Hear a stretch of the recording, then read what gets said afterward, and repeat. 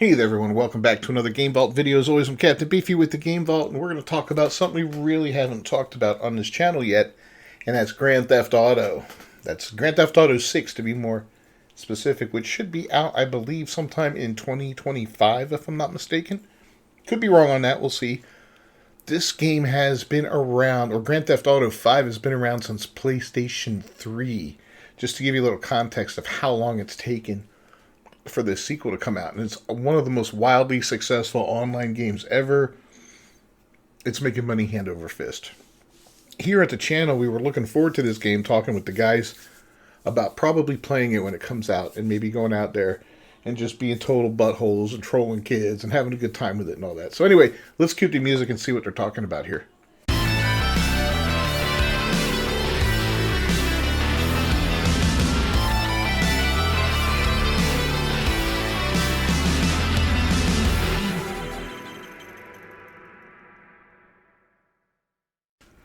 Alright, so Grand Theft Auto developer claims that negative review campaigns can lead to significant harm, including loss of players and revenue.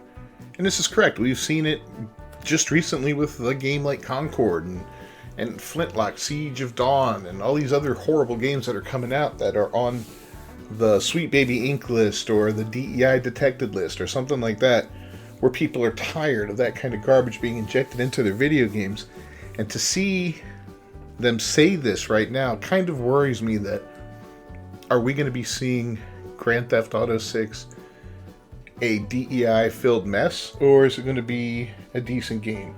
This is something I'm real curious about, and I'm hoping that I'm hoping that it's not going to be a bad thing. If it is, then I'll have no problem not doing it and not playing the game. Absolutely no problem if it's going to be a DEI-infested mess. I will not give my money to Take-Two Interactive, and I will not promote the game on the channel that way. That's all I can say right now. But anyway, in Take-Two Interactive's Form 10-K filing with the U.S. Securities and Exchange Commission, the company listed a number of risks it faces, including the competitive nature of the video game industry, the health of the console market, the development and growth of AI technologies, data breaches, worker unionization, maintaining license agreements with Microsoft and Sony, the growth of the mobile market, monetizing free-to-play games, and more.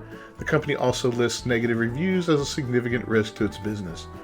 Now, Take-Two Interactive explains, if the ratings of any of our games decline, or if we receive significant negative reviews that result in a decrease in our ratings, our games could be more difficult for players to find or recommend. In addition, we may be subject to negative review campaigns or defamation campaigns intending to harm our ratings. Any such decline may lead to loss of players and revenues, additional advertising, and marketing costs and reputation harm, it added. Alright, well, this is the risk you run when you put out a movie or a video game or a piece of music or anything like that. If it's not good and there's negative reviews on it, it's going to impact how it sells. That's the nature of the beast.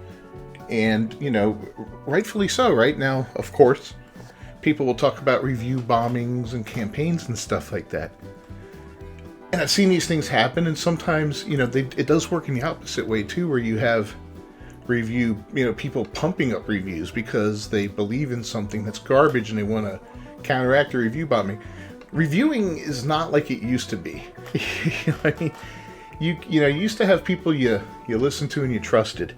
Siskel and Ebert back in the day for movies, for those of us who are old enough. There's still I think an Ebert website, a robertebert.com website, where different reviewers work there. I don't know what their qualifications are, but I always liked Siskel and Ebert. And we didn't always agree. But, these guys knew what they were talking about. These days I watch guys like Sean Chandler for movie reviews, Cody Leach. I like these guys. They're a younger generation. They do things more dynamically. It's different, and it's a lot of fun watching their reviews, that kind of stuff. So I guess what I'm saying is you can't really trust these aggregate review sites like your Metacritics, IMDb, and all that kind of thing.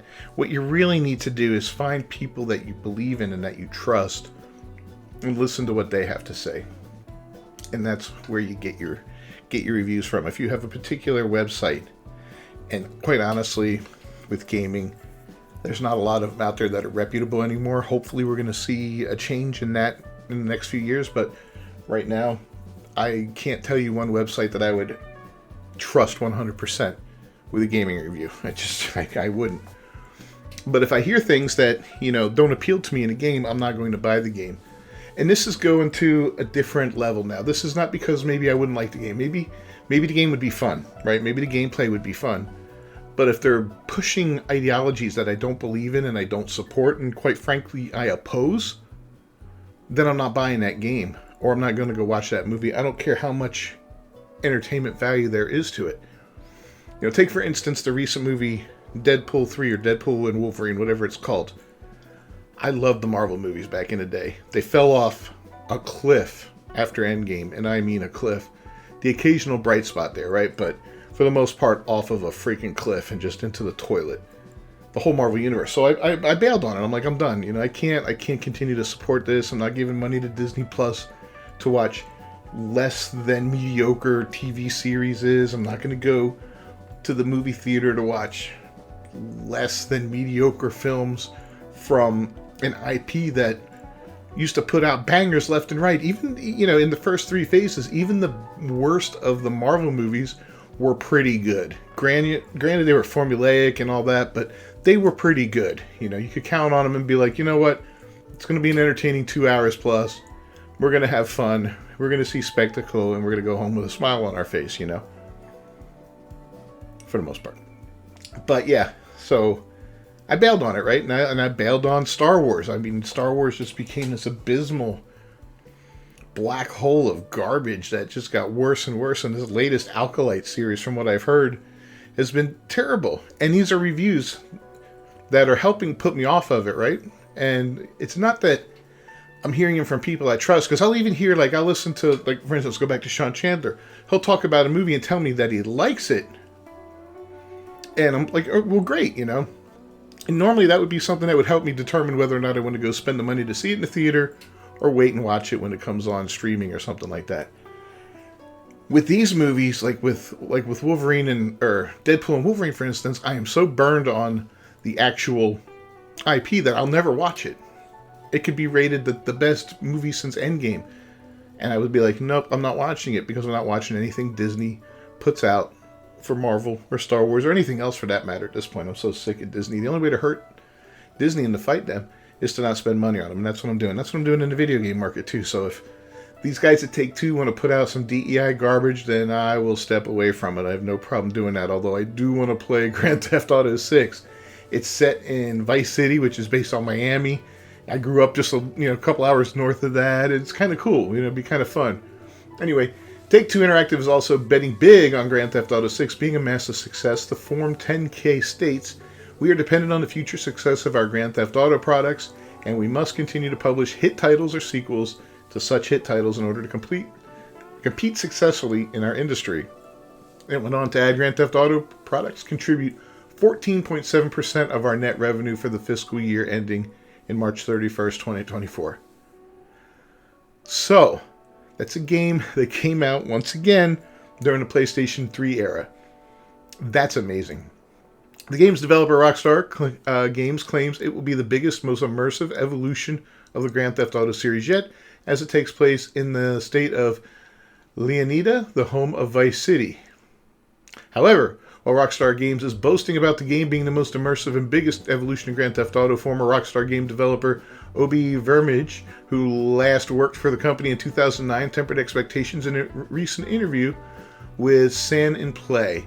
When asked about what his expectations are, Vermij said, "It looks like they've just basically taken it even further, right? The scene that blows me away is the one on the beach where everybody seems to be doing something else, like every character has got its own animation. I think that looks pretty amazing." However, he then added, "But I don't think it's going to be wildly different from GTA V. I think maybe people might be a little disappointed on a Thursday, but it's still going to be the best game out there." He continued, "And I love the vibe. I love the Miami vibe. I also think that the Miami theme is where people just do stupid stuff and the alligators are sitting on cars and everything. I think that suits GTA very well. So yeah, it's going to be a good game for sure." And yeah, Miami is its own place, I'll tell you that. So, and even if it isn't wildly different from GTA 5, I don't think it needs to be wildly different. I think if you gave everybody the same type of gameplay that was in GTA 5, just upgraded it a little bit, gave it a whole new coat of paint, new location, new characters, upgraded everything with the latest, in graphics, the music, and all that, it's going to be a blast and it's going to sell well. You don't have to, if it's not broke, don't fix it, right? GTA V has had longevity, and it has it for a reason, and it's because it works. And again, I wasn't a fan of it, but I will admit, man, how many games are going that strong, that long? Go and see how many people are playing it concurrently on Steam and all that, and compare that to games that were released a week ago, and you'll die. You'll be like, wait, what? It's amazing. So GTA 6 is destined to be a hit, and I think it's going to be a hit no matter what. I'm hoping that this whole negative review talk and all that is just speculation on their part, and they're not preparing us for some big disappointing thing like, wow, we really, we've already heard rumors that they toned down some of the stuff in it to soften it for modern audiences, so to speak, and hopefully that's not the case. I just want, if you're going to give me the experience, give me the full experience. Let it be raw, let it be fun, let it be offensive if it's offensive from time to time, and just live with that. That could be cool. Now, Miami does have a huge LGBT community down there and all that, so I'm sure we're going to see plenty of that crap down there. And if that's just part of it, that's part of it. That's a natural part of the story and the location, and it would work. Now, if they focus the game on it and make you part of that, that's a different story. That's where I'll be like, nah, no thanks. So, if I'm walking down the beach and there's, and you see that kind of stuff, and you've lived in Florida at all, or you've visited, you're going to be like, yeah, that's Florida, man. There's a bunch of freaks down there. So that would be an acceptable insertion of that kind of stuff in the game. I just don't want to be preached to. I don't want any of that crap. Leave that stuff on the side of the road. Represent Miami the way it is on its own. It is a cultural melting pot, just full of interesting people from all over the world, all over the world. Anyway, let me know what you think down in the comments below. Do you think, it's going to be in the fall of 2025 is what they're saying here. That's a long way off, man. That's over a year away. But do you think negative reviews are going to be a big problem for Grand Theft Auto 6? I mean, this game is a behemoth. And why would they be worried about that more than a year before the game is coming out? That's what worries me. That's what sets off red flags. I hope I'm wrong. If I'm wrong, I'm wrong, and I'll be glad to say, woo, that was good miss there, Anyway, leave a comment down below. Don't forget to subscribe to the channel, ring that bell for notifications. I'll see you guys next time. Until then, peace.